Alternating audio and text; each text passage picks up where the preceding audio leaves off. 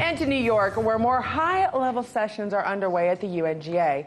Today, U.S. Secretary of State Mike Pompeo chaired the Security Council meeting where tougher sanctions on North Korea were addressed. RT's Trinity Chavez has been following this story. U.S. Secretary of State Mike Pompeo chaired today's UN Security Council meeting, warning that the only path for North Korea is diplomacy and denuclearization, and straying from that path will have consequences. The path to peace and a brighter future is only through diplomacy and only denuclearization. That means any other path North Korea may choose will inevitably lead to ever-increasing isolation and pressure.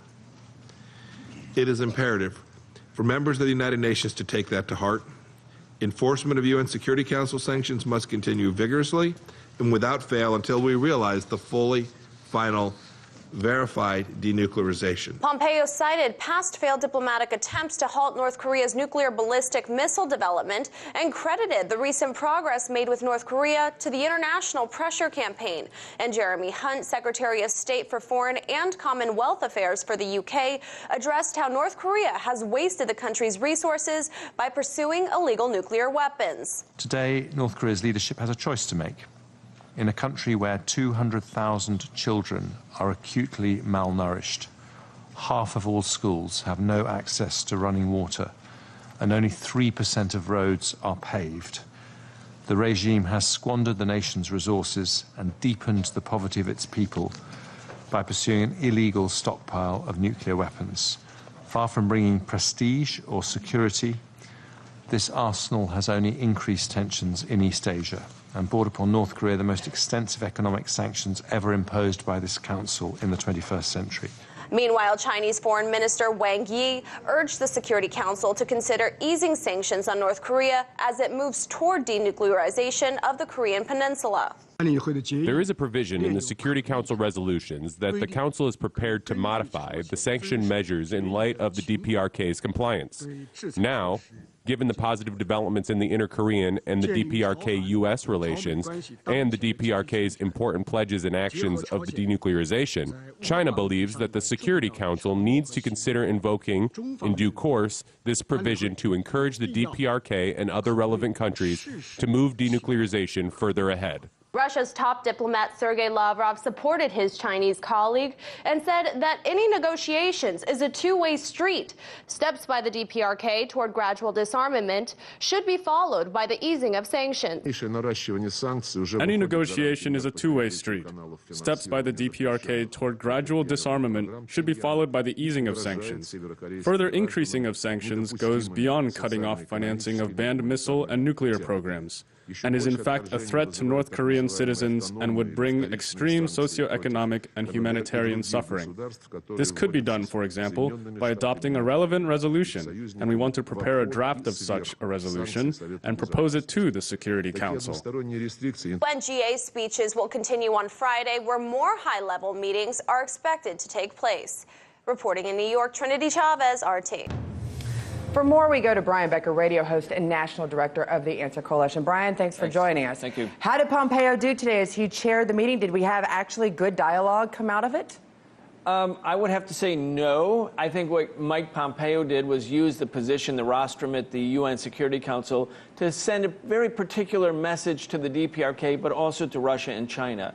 His message was, yes, there could be a new day, the promise of peace on the Korean Peninsula, possibly, but he made this point. He said, look, North Korea has 200,000 malnourished children.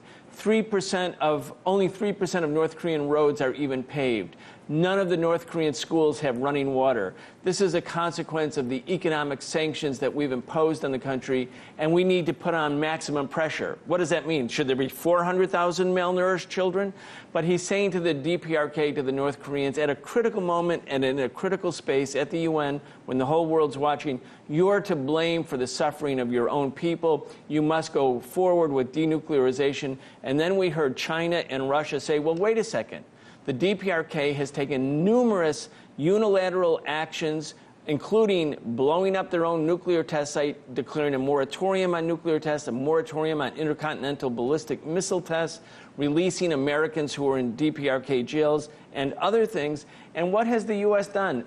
only canceled one military war game that simulated the destruction of North Korea. So the Chinese and the Russians are saying, look, North Korea's done a lot. It's got to be, as Lavrov said, a two-way street. So instead of insulting North Korea, instead of imposing new sanctions or imposing maximum pressure, they're saying there needs to be a new day, meaning U.S. The government in Washington needs to change its policy toward the DPRK. Two different messages coming from Russia and China on the one hand, and Pompeo. Now, why is Pompeo talking like that? I mean, Donald Trump said just yesterday at that crazy, bizarre press conference, he doesn't want to put too much pressure on North Korea. He wants a deal. He's committed. He said good things about Kim Jong-un.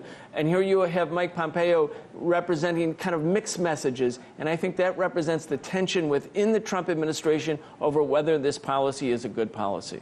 Well, that's the thing. Do you think that's what all of this pressure that has been put on North Korea with, unfortunately, a devastating infrastructure, a crumbling infrastructure, has been what has made Kim Jong-un have to come to the table and start working with the South Korea as well as all these other countries, as well as America? Well, I followed this carefully for the last several decades, and I have to say the North Korean offer today is the same North Korean offer that was made 3 years ago and 2 years ago. They declared a desire for a moratorium on both sides. You cancel your war games, we'll stop doing nuclear tests. The Obama administration said no twice in a row. Trump said no the first year. He said yes finally. The North Koreans have been consistent. I don't think they're on their knees.